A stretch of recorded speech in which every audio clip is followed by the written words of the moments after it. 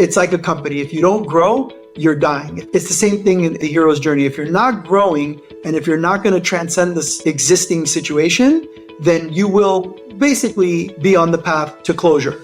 Welcome to the Fractional Edge podcast, the ultimate podcast where we unlock the power of workforce planning and discuss the rapidly growing fractional executive staffing strategies to supercharge your business.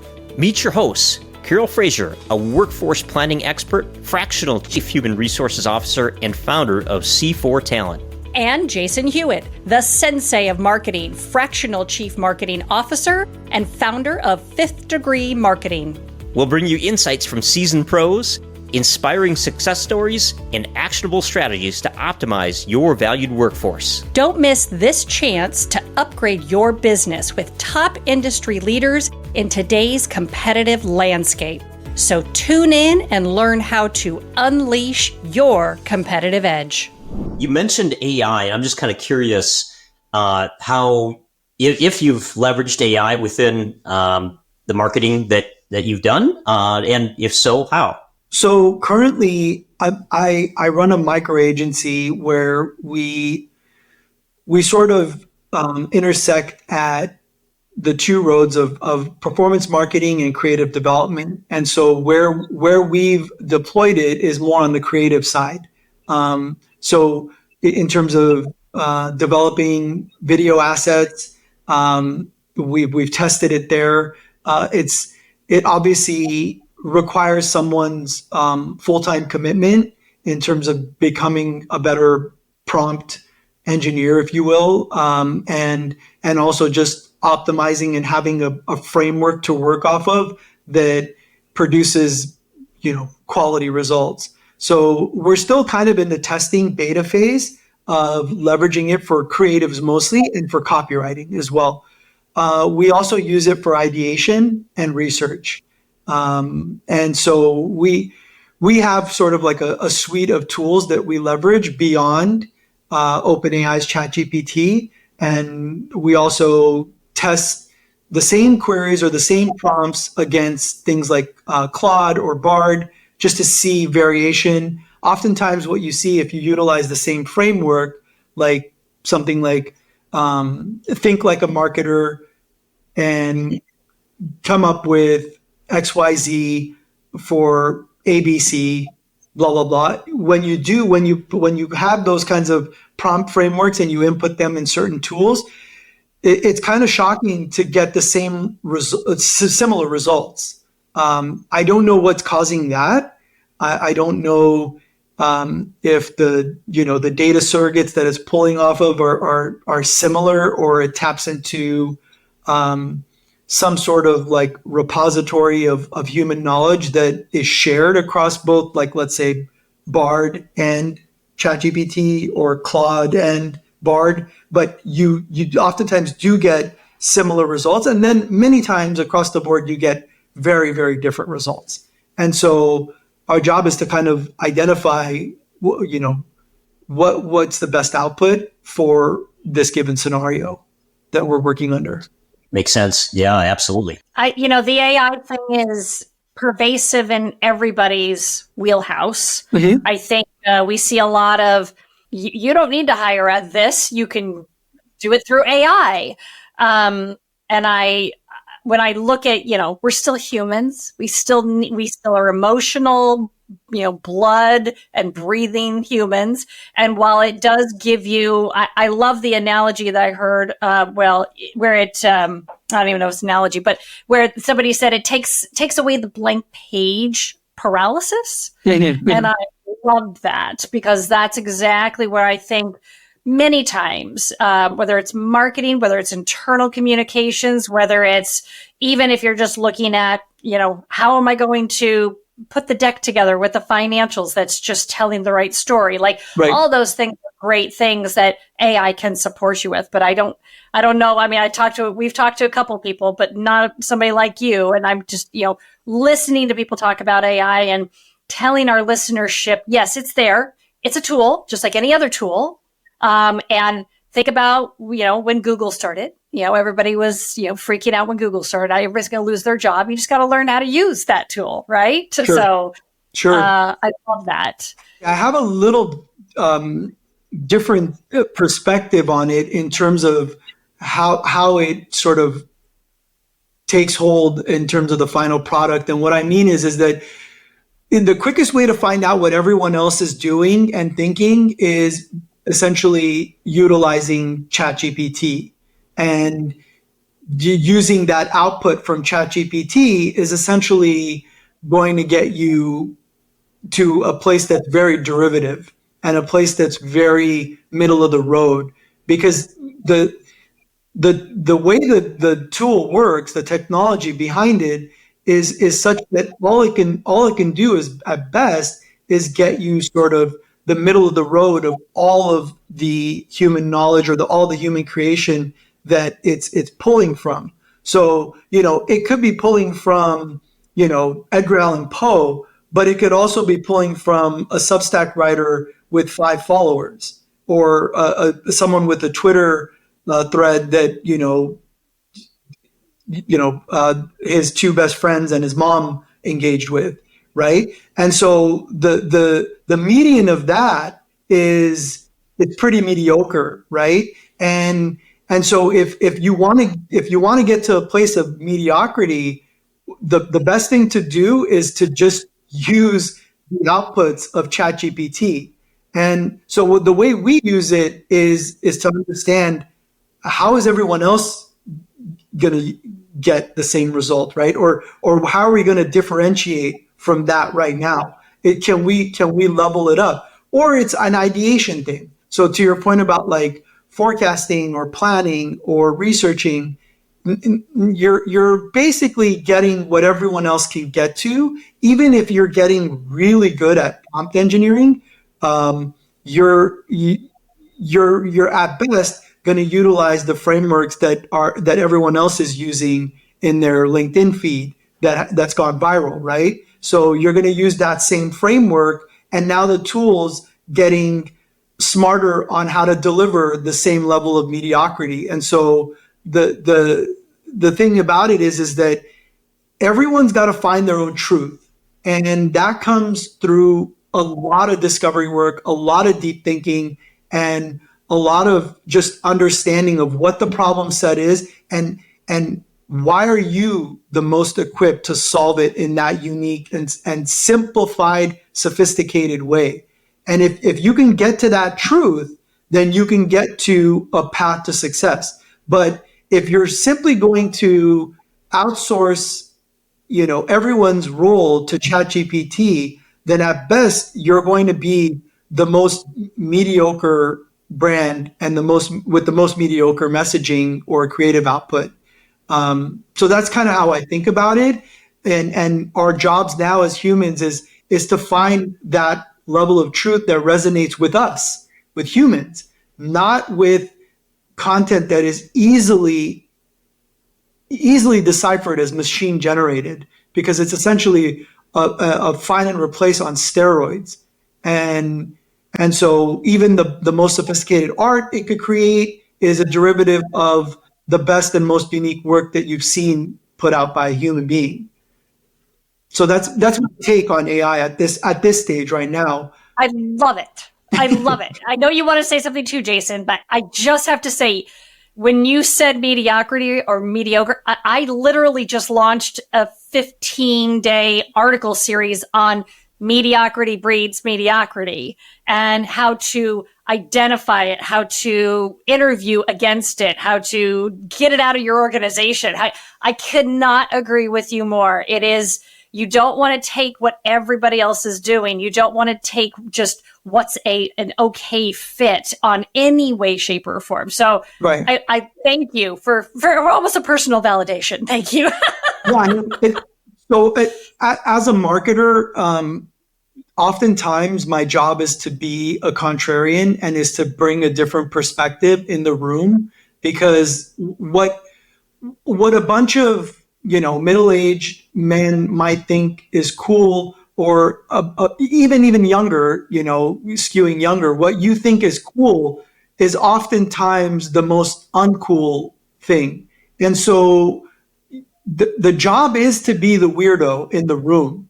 And maybe that's why it's a revolving door, because oftentimes the weirdo that's thinking differently and can kind of deviate from the norm is going to be the person that's going to put in a vision or an imprint out into other people's psyche that's going to take hold into something new that is going to catch on. Because if you look at what trends now or what Gen Z resonates with, it is the most weirdest, bizarre thing. And so that is not developed in a C-suite. That is developed by a creative that has hit his or her head against the wall to come up with something unique and different, and putting out their own version of truth. And that thing takes hold in the marketplace because it's like, okay, so I've heard, I don't know if it's which famous writer said this, but it really resonated with me in that as a writer, what you're supposed to come up with is that version of truth that everyone else is ignoring, but is thinking about, right? It does not have the courage to come out and sort of express. So as your job as a writer, it's to find what that thing is, what that truth is that everyone else is thinking as well, but is too weak to express. And so if you're courageous enough to express that, then everyone else will latch onto it because it took a leader or a writer to come out and express it. So marketing is no different. I mean, most marketers are closet writers or closet creatives. And oftentimes the marketer is also very analytical, but the best writers are also the most critical thinkers and the most analytical as well. So there's definitely like a thread that goes through writers and marketers in that regard. I think Steve just came up with his tagline, be the weirdo in the room. Yeah. I love it. Oh, I agree 100%, Steve. You know, it's interesting because I know Steve asked a bunch of great questions when he interviewed me. And one of the questions, like, I don't know the exact wording, but the general gist was, you know, what's your philosophy behind marketing? And I always believe if you're a startup founder or you run a company that's a little bit further in, your marketing system should be IP for the company. So everything that you're talking about, Steve, really resonates with me because what you're saying is, yeah, if you go to ChatGPT or Dr. Google, you're going to get kind of the middle of the road. And in today's economy, we have to find ways to be creative and break out of that. So I don't think I've ever heard it so succinctly said. You know, it was just beautifully stated. So we can tell that your writing background impacts also the way you think and speak. Well, yeah, definitely. I mean, just the training that you sort of undergo as a writer and the way you put yourself out there, it's a little bit different than when you develop a brand. A brand can be very personal for certain reasons. What motivates you to develop that company or that brand or that mission, it can be very personal. That's a mission that has a higher chance of success because someone cares deeply, right? They're not simply just chasing the money. And so, I mean, my advice to founders and people thinking about developing a company is have a purpose behind this that you really care about, and that purpose that gives you energy and fuels you is gonna make it so that you can go through all the hoops and all the different obstacles that are going to come your way, because you are going to come to face with severe sets of obstacles that are going to provide a lot of conflict and tension for you to move forward. And when you don't care about the mission behind the company, it's easy to give up. It's easy to look at your co-founder and say, listen, this is not going to work, you know. But if you care deeply enough about it, and you care deeply enough about the audience or the users that you're going to serve, then you will go forward. You will continue along that journey. So that journey, I mean, when you look at it from a writer's perspective, is literally the framework under Joseph Campbell's development, the hero's journey. And so when you talk about like developing sort of a philosophy or an IP behind what fuels your marketing engine, oftentimes what I kind of go through as a process is sort of a business journey that's very much on par with the hero's journey framework. And so, you know, you look at like a movie like a Star Wars, right? I mean, that was like one of the most famous examples of the utilization of the hero's journey framework. And, you know, you start off with the ordinary world, right? The characters in their ordinary world, and there's something that gets introduced to basically identify that, you know, this status quo can no longer exist. If you are going to continue, you have to go through this scenario in order to basically transcend. Because the status quo, if you stay in the status quo, it's like a company. If you don't grow, you're dying. If you're not growing, you're dying. So it's the same thing in the hero's journey. If you're not growing and if you're not going to transcend this existing situation, then you will basically be on the path to closure. And so so what I've developed is kind of a framework that is on par with the hero's journey, but you know, I call it the business journey. So, you know, you look at the opportunity or challenge that exists, and then you look at the initial hesitation, because that when you enter a room with investors, there's hesitation.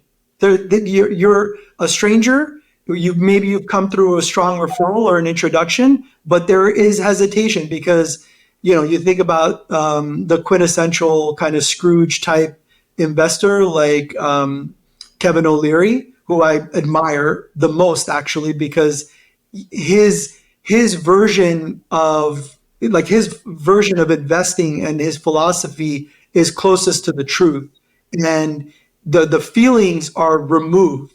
And so you sort of have a wise mind perspective as how you function. The emotion mind is removed because founders, creatives, they can be very emotional and they can be tied to their work. So anyway, there's numerous steps that I try to implement, and it's very much analogous with the hero's journey framework. I love it. Absolutely love it. Yeah. So, you know, Steve, we always like to ask our guests one question towards the end, which is, which question would you have liked us to ask you? And then give us what that answer is. Yeah, it's interesting.